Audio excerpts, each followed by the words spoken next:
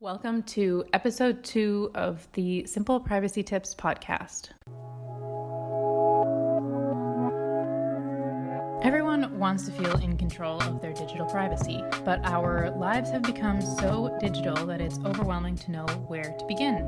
The Simple Privacy Tips podcast makes digital privacy super simple. We make regular podcasts teaching you how to regain control. Subscribe to the podcast to make sure you don't miss a tip. You will feel confident that you're in control of your and your loved one's digital privacy. As the future becomes even more digital, don't let your privacy disappear. Don't forget to subscribe today.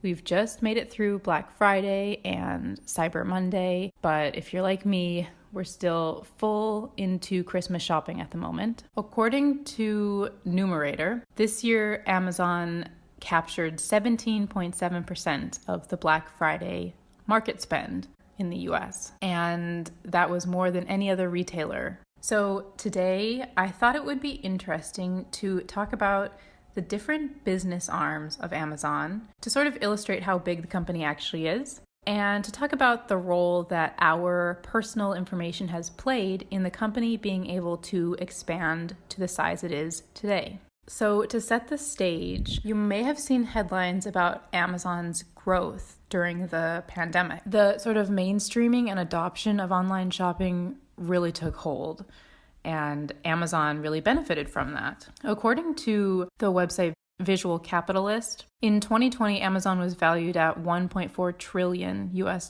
and is now worth more than the US's next 9 largest retailers, which is like Costco, Walmart, CVS, Target, and a few more combined. According to the paper called Amazon's Antitrust Paradox, which was written by the now head of the Federal Trade Commission, Lina Khan, Amazon controls 46% of all online commerce in the US, which is huge. Here are just a few companies that Amazon has bought. So Amazon bought Whole Foods for $13.7 billion. Amazon bought Twitch, the online streaming platform, for $970 million. Amazon bought Ring, which is home sort of surveillance company. And finally, I'll just mention one more, and that was PillPack, which is a online pharmacy that packages medication and delivers it to people every month. And they bought that for $1 billion. Amazon's foray into healthcare is quite interesting and recent as well. Amazon has been entering into healthcare in a few different ways. They have Amazon Care, which is a healthcare service. So those are just a few of the acquisitions that the company has done recently, but there are more, and it just shows how wide the company is looking to expand. Just in the examples I mentioned, that's food, so grocery stores, online streaming platforms, home security, and even healthcare. Those are vastly different markets, and the company is entering into all of them. Okay, so we get it. The company is worth a lot and it's pretty big. But how did it become that way? Well, this is quite interesting. I didn't know that the way the company is now was sort of the vision that Jeff Bezos had in the very early days. This quick expansion into different markets is not something that is new to Amazon. They've been doing it since the beginning. I want to read from Lina Khan's paper, Amazon's Antitrust Paradox, because it goes into really fascinating detail about 2 strategic decisions that Jeff Bezos made in the early days that have, I think, resulted in the company's power and dominance that we see today. And it also shows that from the outset, the intent was to build a company that not only consumers valued and became dependent on, but also suppliers became dependent on as well. So Lina Khan describes the first sort of strategic decision that was made to be a willingness to forego profits in order to establish dominance. So she says, for the vast majority of its 20 years in businesses, losses, not profits, were the norm. Through 2013, Amazon had generated a positive net income in just half of its financial reporting quarters. Even in quarters in which it did enter the black, its margins were razor thin despite astounding growth. Just as striking as Amazon's lack of interest in generating profit has been investors' willingness to back the company. On a regular basis, Amazon would report losses and its share price would rise. As one analyst told the New York Times, Amazon's stock price doesn't seem to be correlated to its actual experience in any way. And she goes on to quote from the first letter that Bezos wrote to shareholders about Amazon's sort of business philosophy. And it's really revealing, I think, and quite interesting. So he wrote, "We believe that a fundamental measure of our success will be the shareholder value we create over the long term. This value will be a direct result of our ability to extend and solidify our current market leadership position. We first measure ourselves in terms of the metrics most indicative of our market leadership: customer and revenue growth, the degree to which our customers continue to purchase from us on a repeat basis, and the strength of our brand. We have invested and will continue to invest aggressively to expand and leverage our customer base, brand, and infrastructure as we move to establish an enduring franchise." And Lina Khan goes on to say, in other words, the premise of Amazon's business model was to establish scale. And so, yeah, it seems like prioritizing growth in the early days was the strategy, and still today, it seems like they're continuing that strategy and expanding into even more markets. Now, this idea of having customers come back over and over is interesting because that is what Amazon has done. If you're a Prime member, you get free shipping, you get fast shipping, and it kind of draws you back over and over to buying from Amazon.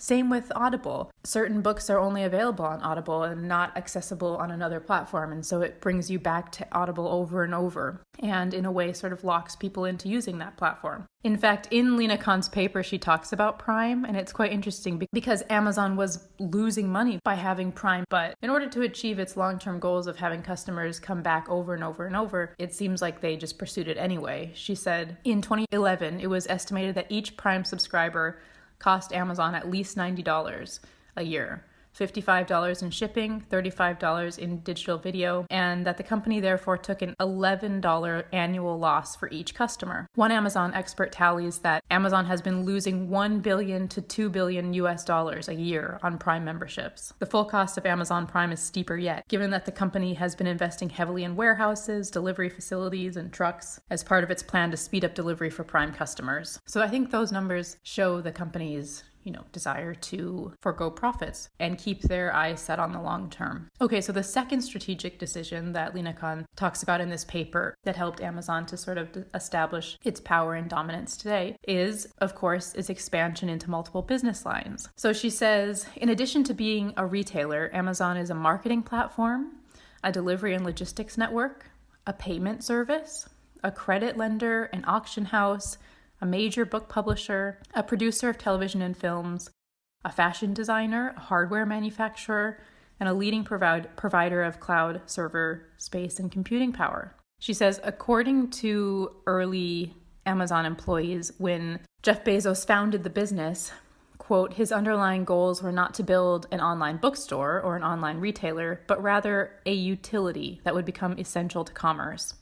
In other words, Bezos' target customer was not only end customers, but also other businesses. So those two strategies, a willingness to forgo profits in the short term and a really aggressive expansion into multiple business lines, has given the company reach and insight into so many different markets that the company is just absolutely huge. So what has the role of data been in all of this? According to Supply Chain Digital, one of the biggest ways that the company utilizes people's data is in its recommendation system. So this would be when you go to Amazon.com and you search for a particular item, it gives the company the ability to kind of learn and better predict what you might be interested in. And this also lets the company over time streamline how it persuades customers to buy something. According to McKinsey.com, 35% of Amazon's revenue is generated by its recommendation engine. Think about what we've already talked about. Amazon not only controls the shopping platform that we all interact with, but also on the supply side, it offers its own products on its own platform, and it also controls the infrastructure that everybody is selling on. And so the data that the company has access to when we search on the platform is useful not only in understanding what products are selling, but also what products the company should start to manufacture itself. So say they notice that a certain model of vacuum cleaner is becoming popular. Well, Amazon then has visibility into knowing what type of vacuum, what price point, what features consumers really want. And that gives them the ability to manufacture their own and sell it for cheaper, and also to promote it to a really appealing spot on the search results. So for example, the upper left-hand corner. All of those points of visibility give the company a huge leg up compared to competitors. But competitors don't have many other platforms to sell their products on. And so they're sort of locked into using Amazon, but having to compete against the platform itself, against the company itself. Some places where you'll see this recommendation system in action are when you see that line that says items frequently bought together, and they'll usually have like 3 more items for sale. That's part of the system. Also, featured recommendations related to items that you've viewed or based on a previous purchase that you've made. Beyond data used to not only optimize what search results we get back on Amazon, but also to know what products to manufacture itself, which products to promote, how to price products. Amazon obviously has other business lines. So what is the role of data in other business lines? For example, Alexa. So what I'm going to do now is go through a few of the business lines and talk about some of the data that's collected, whether that's by Alexa or Ring or Amazon's facial recognition system, and talk about some of the harms that have come from those systems. And what I'm going to talk about is by no means exhaustive. I'm just giving 1 to 2 examples in each category. So the Alexa, Amazon's senior vice president of devices, his name's David Limp, said that the company had sold more than 100 million Alexa-enabled devices. Shoshana Zuboff, who is the author of the best-selling book, The Age of Surveillance Capitalism, says that this sort of ecosystem of voice assistants gives the companies that operate them, quote, the ability to anticipate and monetize all the moments of all the people during all the days, which is sort of scary. But when you think about it, when you have access to, when you're in your home and you have a question and you ask your device, you're not thinking, okay, who else can know that I asked this question? How will the company use the fact that I asked this question against me? Will any human know that I've asked this question? Because you're looking at this little box that's magically giving you an answer. You don't instinctively think that there's a human somewhere in that interaction. But unfortunately, there have been examples of people very much being involved in the interactions people have with their Alexas. For example, there have been instances where voice records from these devices have been mistakenly sent to other people. So there was an example where an Amazon customer in Germany was mistakenly sent about 1,700 audio files from someone else's Echo. And these files gave the person enough information to actually locate and name the original owner of those files.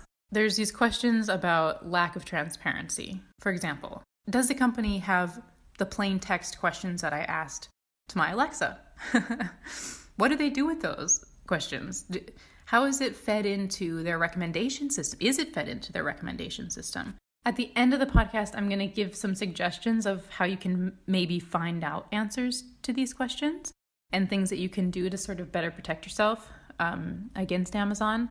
But for now, let's go through the technologies and then we'll get to that at the end. So the second business line I wanted to mention was Amazon Ring. So this is the home security system that is owned by Amazon.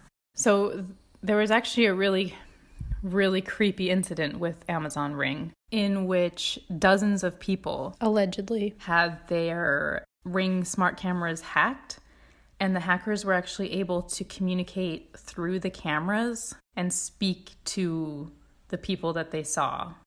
Those people were reportedly subjected to death threats and racial slurs and blackmail. It's just pretty horrific. So what happened is there's actually been a class action taken against Amazon Ring in which they say that the weak security of the system allowed hackers to take over their cameras and doorbells. Connected devices like the Ring cameras, but also other devices, when you buy them new, generally the manufacturer has invested in, some degree of security. But those systems are highly dependent on regular security updates. When those products aren't regularly updated, they become more vulnerable. It's always this sort of question of if the company is doing its job in keeping these devices secure. So, try to weigh in your mind, is the convenience of these systems worth some of these potential consequences? And do your sort of own analysis on that. Okay, the next system is Amazon Sidewalk. Amazon Sidewalk is sort of a connected network of smart devices. And the purpose is to sort of strengthen the connectivity of all of these connected devices. So say your Alexa is further away from your Wi-Fi router and needs a bit of better connection. My understanding is that Amazon Sidewalk kind of pulls from surrounding networks to boost that Alexa's system. What this means is that, say your neighbor has a smart device that needs a bit more connectivity. The system allows your neighbor to pull from your connectivity to boost their system. There's been a lot of reporting about how sort of sharing networks in this way leaves open potential vulnerabilities. Amazon, of course, pushes back strongly against that. But overall, think about from a high level, Amazon is creating a network of connected devices. And what that means is it gives the company visibility into all of these different homes. I have made a video on the Simple Privacy Tips YouTube channel showing you how to opt out of Amazon Sidewalk. It's really easy to do once you know where to find the setting. So if you want to learn how to do that, make sure to check out that video. The next system I'll mention is Amazon Web Services. According to NextGov, Amazon Web Services is Amazon's most profitable business unit. It's their cloud computing business line. Some of the controversies around it are how governments are heavily dependent on Amazon Web Services to support their internal infrastructure. So US government has awarded contracts to the National Security Agency, for example, to use Amazon Web Services. In the UK, similarly, Amazon Web Services has a contract to host the data of the UK's spy agencies. I'm just mentioning this because it shows the broad nature of Amazon. Amazon.com, let me Google for a set of new towels. At the same time, the company is partially facilitating the cloud computing capacity of different governments around the world. It's the scale of Amazon is just massive. Okay, so those are just a few examples of some of Amazon's business lines, the role of data in building up those business lines, and some of the harms that have come from those business lines. So what can be done? There's a lot of talk at the moment about antitrust. As we've seen, Amazon's absolutely huge. And so many people are dependent on it, not only consumers, but also suppliers. It's just too big and too powerful. And there's a lot of movement in the US and the EU. There has been reporting, which is interesting, about because the company has grown so quickly, what that's meant is that the company is really struggling to be compliant with privacy laws, at least in the EU. Because in the EU, you have a right to ask a company for a copy of all your information that they have and ask for a more detailed understanding into how much information they have. Given the size of Amazon, there's been reporting where former employees have said it's just impossible for the company to comply. They say, quote, according to Politico, where the information security professionals that were interviewed for the article said, Amazon has grown so fast it doesn't know what it owns. They don't know where their data is at, so they don't know if they are protecting it correctly. The quality of the controls that Amazon has in place is appalling. We found hundreds of thousands of accounts where the employee is no longer there. They still have system access. Amazon in response said it has strict procedures in place when employees leave the company that remove their access. So it just goes to show that when you grow so quickly and you become so powerful, something's got to give. Increasingly, in the US and the EU, Amazon is facing antitrust cases, and people are really becoming aware of how large and powerful the company is. So what can you do? What can you do to protect your privacy against this sort of monolithic company? Well, the first thing I wanted to mention is if you live in the EU, you do have the ability to send what's called a data subject access request to Amazon and ask for a copy of your information. And then what you would hope to get back is all of the data that the company has on you. So I would imagine this would be, your past shopping, past things that you've purchased, what you've asked your smart devices, but also things like how the company profiles you. So maybe someone who is a new mother, for example, based on your searches on Amazon.com or the questions you ask. So if you live in the EU, it might be interesting to write a data subject access request. And this is something I'm considering doing because I do live in the EU. And if that would be something you're interested in, just me either talking about my experience doing that and giving some insight into how I wrote that request, let me know and I can make an episode about that. But for the rest of the world who don't live in the EU, there are a few things that you can do as well. I recently made a video with 6 simple tips to improve your privacy on Amazon. And there are just a few settings that you can tweak where you're disallowing cookies, which kind of help Amazon and other third-party companies to track what you're doing on the platform, or opting out of Amazon Sidewalk, which by default you're opted into on your Alexa. So I've showed you how to opt out of that, and a few other tips, which I would recommend just going in and doing. They'll help give you a bit more peace of mind about your privacy. And the third thing I would say is, obviously Amazon, as we've talked about, is huge.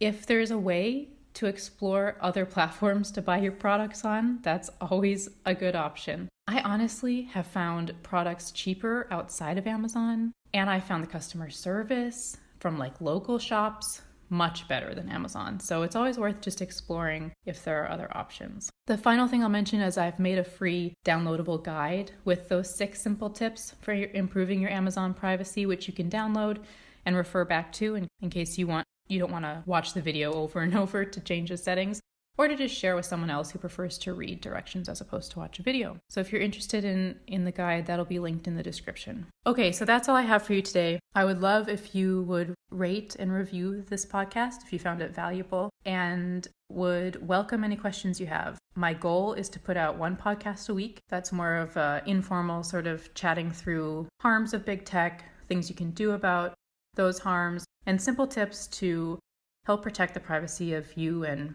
your loved ones. So for now, I'll leave it there and talk to you in the next episode of the Simple Privacy Tips podcast.